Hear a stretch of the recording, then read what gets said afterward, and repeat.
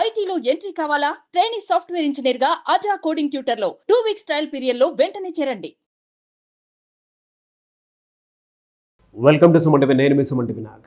Manifestation పురాణాల్లో money manifestation గురించి కనుక మనం చూసుకుంటే దానికి ఏమన్నా అప్లైడ్ థియరీ ఉందా అనేది ఈరోజు మనతో పాటు brain and business coach Shravan Varanasi గారు ఉన్నారు.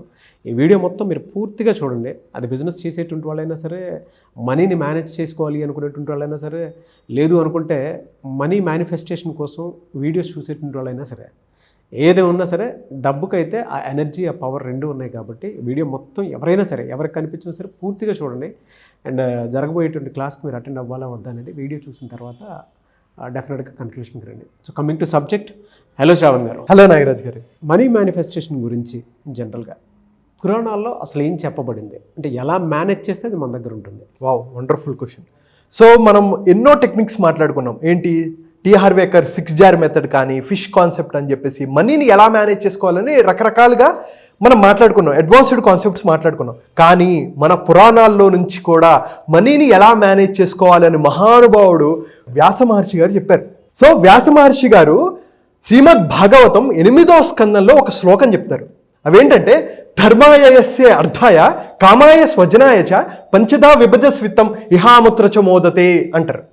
సో ధర్మాయ యశసే అర్థాయ, ఫస్ట్ వన్ ఏంటంటే ధర్మం.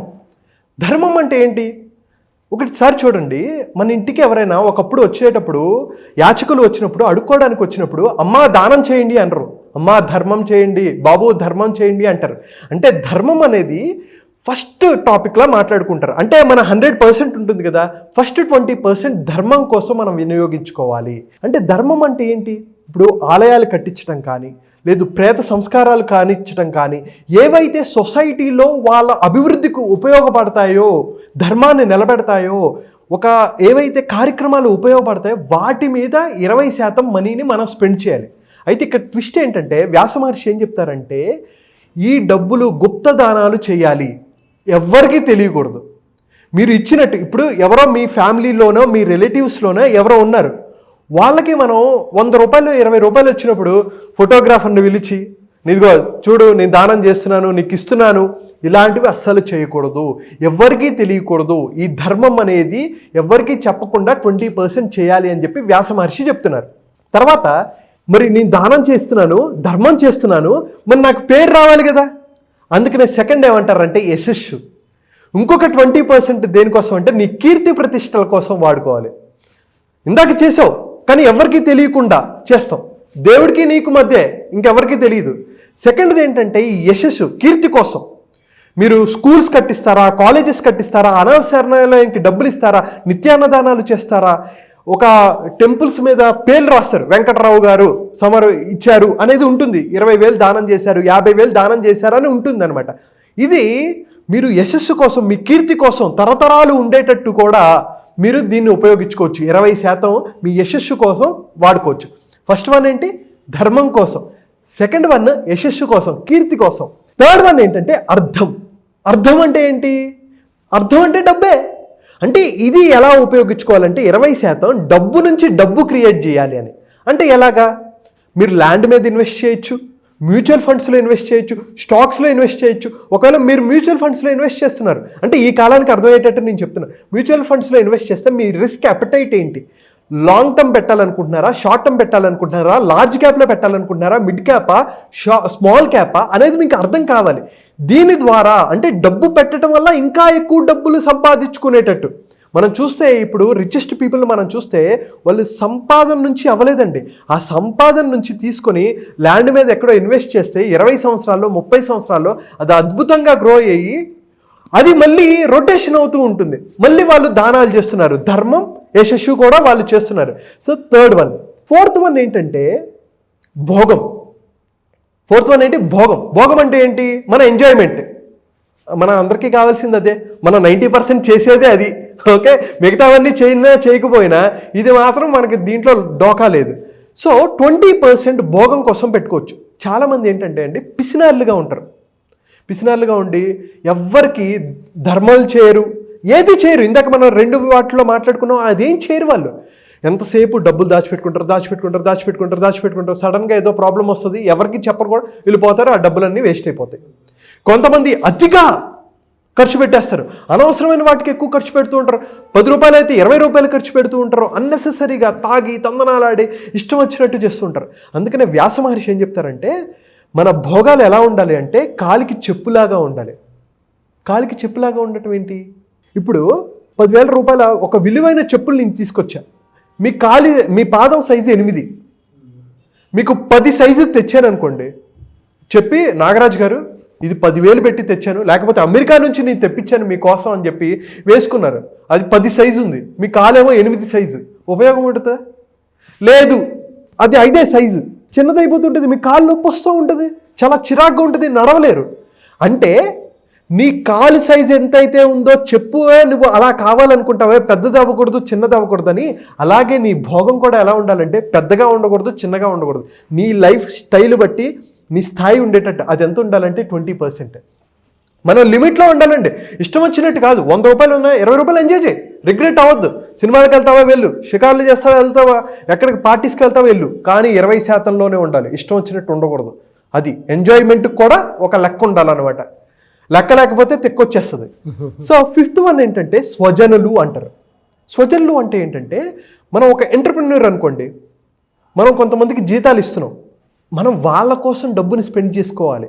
లేదు, మన ఫ్యామిలీ మెంబర్సే, మన వైఫ్ ఆర్ హస్బెండ్ ఆర్ పిల్లలు, పేరెంట్స్, వీళ్ళ కోసం ఈ డబ్బును వాళ్ళ సుఖాల కోసం, ఇందాక భోగం మన కోసం ఉపయోగించుకోవచ్చు.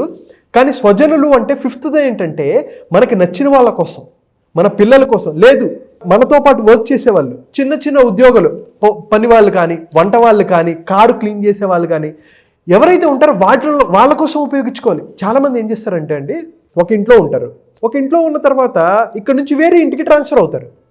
ఇంటికి ట్రాన్స్ఫర్ అయిన విషయం పేపర్ వాడికి తెలియదు. వాడేంటి ఆ బిల్లు ఎగ్గొట్టేసి వెళ్ళిపోతారు. ఎంతసేపు అండి, ఎంత అంటే పేపర్, ఎంత అదృష్టం, అది చదివి మనం ఎంత నాలెడ్జ్ని పెంచుకున్నాం.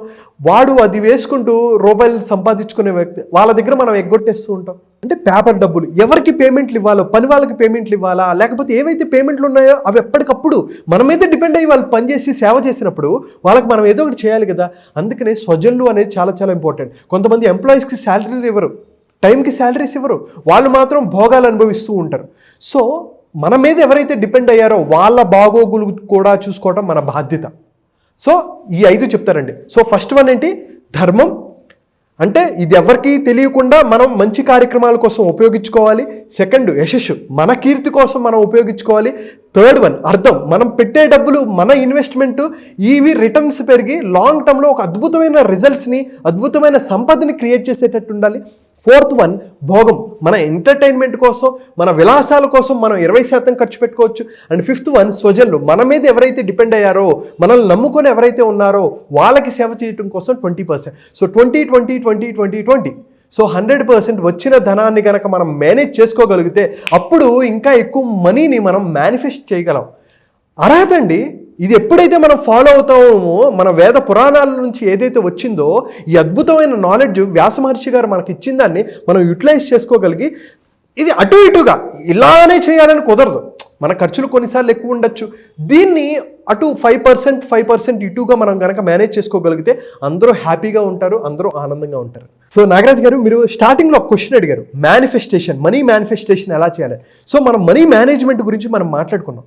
సో ఎప్పుడైతే ఇందాక 5 కాన్సెప్ట్లు ఏవైతే చెప్పానో, ఫస్ట్ ధర్మంగా కనుక మనం డబ్బులు సంపాదించేటప్పుడు కానీ, ఖర్చు పెట్టేటప్పుడు కానీ ఈ ధర్మబద్ధంగా మనం వెళ్ళామా, ఖచ్చితంగా మనం మనీని మేనిఫెస్ట్ చేయగలం, మనం అనుకున్న లక్ష్యాలు సాధించగలం. అయితే చాలామంది ధర్మబద్ధంగా ఈ ధర్మాన్ని తప్పుతూ ఉంటారు, ఎవరికి సాయం చేయరు, ఎవరికి ₹1 ఇవ్వరు. అలాంటి వాళ్ళ దగ్గర డబ్బు నిలవదు, డబ్బు రాదు కూడా.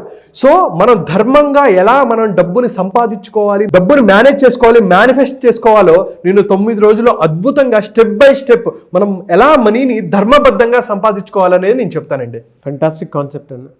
నాకు ఇందాక మీరు మాట్లాడేటప్పుడు ఒకటి బాగా గుర్తొచ్చినటువంటి విషయం ఏదైనా ఉంది అని అంటే, డబ్బు మనం సంపాదించేది ఏదైతే ఉందో మన విలాసాలకి మనకి ఎంత ఖర్చు పెట్టాలి అనేది, అందులో ఎస్పెషల్లీ శాలరీ. మంత్ మొత్తం మన ఫ్యామిలీ కోసం కష్టపడతాం, అది మనం ఇంటి వాళ్ళకి ఇచ్చేటువంటి రెస్పెక్ట్, ఆ టైంకి ఇచ్చేటువంటి రెస్పెక్ట్, దాన్ని ఎలా ఖర్చు పెడితే బాగుంటుందో అలాగే మీరు చెప్పడం జరిగింది. ప్రతి ఒక్కరికి ఓకే, నేను కష్టపడుతున్నాను అని అంటే నా ఇంటి మీద కాకుండా బయట వాటి మీద ఖర్చు పెడుతున్నాను కాబట్టి అది తగ్గించాలి. నేను ఏదైనా అనుకుంటే అది జరగట్లేదు ఎందుకు అని అంటే క్వశ్చన్ మార్క్ చేసుకుంటే ఈ 5 పాయింట్స్ మనకి కీలక విషయాలు. డెఫినెట్లీ అండి. రియలీ గ్రేట్ నాలెడ్జ్ అండి. Thank you so much Shravan garu. Thank you so much Nagaraj garu. So class ఎప్పుడు ఉండే అవకాశం ఉంటుందండి? సార్ నాగరాజ్ గారు, January 6th నుంచి స్టార్ట్ అవుతుంది క్లాస్. సో 9 రోజుల క్లాస్. సో మనం మైండ్ఫుల్ మిలీనియర్ ప్లస్ మనీని ఎలా మేనిఫెస్ట్ చేయాలి అనే దాని గురించి మనం డీటెయిల్డ్గా మాట్లాడుకుంటాం. మీ ఆర్థికంగా ఎక్కడ నష్టాలు ఉన్నాయి, మీరు అప్పుల్లో ఉన్నారా, అప్పుల నుంచి ఎలా బయటికి రావాలి, ఈ అప్పుల్ని ఎలా రికవర్ చేసుకోవాలి, ₹1,00,000 నుంచి ₹1,00,00,000 ఉన్న అప్పుని ఎలా మనం సాల్వ్ చేసుకోవాలి, అప్పుల ఊబిలో నుంచి ఎలా బయటకు రావాలి, ఒక ఆర్థిక స్వాతంత్రాన్ని, ఆర్థిక స్వేచ్ఛని ఎలా క్రియేట్ చేసుకోవాలి అనేది ఈ 9 రోజుల్లో నేను చెప్తాను. మార్నింగ్ 5 to 6:30 ఉంటాయండి క్లాసెస్. సో ఎవరైతే ఇంట్రెస్టెడ్ ఉంటారో కింద కనిపిస్తున్న నెంబర్కి కాల్ చేసి రిజిస్టర్ చేసుకోవచ్చు. ఓకే. సో నాగరాజ్ గారు, ఇంకొకటి ఏంటంటే ఇది న్యూ ఇయర్ కాబట్టి 2025కి మొత్తానికి ఈ బ్యాచ్ ఒకసారి జరుగుతుంది. సో ఎవరైతే ఇంట్రెస్టెడ్ ఉన్నారో ఇమ్మీడియట్గా వితౌట్ ఎనీ డౌట్ మీరు రిజిస్టర్ చేసుకోండి. మీకు అద్భుతమైన ఫలితాలు, మీకు రిజల్ట్స్ అనేవి కనిపిస్తాయి. అండ్ సంవత్సరానికి ఒక్కసారి మాత్రమే ఈ బ్యాచ్ జరుగుతుందండి. So don't delay, register now. Thank you so much Shravan garu. Thank you అండి. Thank you so much Nagaraj గారు. January 6th జరిగేటువంటి బ్యాచ్ కనుక మీరు జాయిన్ అవ్వాలి అనుకుంటే వెంటనే స్క్రీన్ మీద మీకు కాంటాక్ట్ నెంబర్ కనిపిస్తుంది. దానికి మీరు కాల్ ఆర్ మెసేజ్ వాట్సాప్ చేసి ఎన్రోల్ చేసుకోండి. అండ్ ఈ వీడియో లైక్ చేయండి, షేర్ మాత్రం తప్పకుండా చేయండి. ఇలాంటి మరిన్ని వీడియోస్ కోసం మా ఛానల్ ఫాలో అవ్వండి. Thank you. Mindful millionaire with money manifestation. So ఈ బ్యాచ్ January 6th ఆ ఒక్క టైంలోనే ఉంటుంది. సో ఎవరైనా ఎన్రోల్ చేసుకోవాలి అనుకుంటే వెంటనే ఎన్రోల్ చేసుకోండి. ఒకవేళ మీకు కాంటాక్ట్ నెంబర్ కనెక్ట్ అవ్వట్లేదంటే మిస్టర్ నాగ్ అఫీషియల్ 1 అని నా ఇన్స్టాగ్రామ్ ఐడి ఉంది. దానికి మీరు పర్సనల్ మెసేజ్ పెట్టినా కూడా నేను డెఫినెట్గా శ్రావణ్ గారి టీంకి ఫార్వర్డ్ చేస్తాను. ఆ విధంగా సరే మీరు అప్రోచ్ అవ్వచ్చు.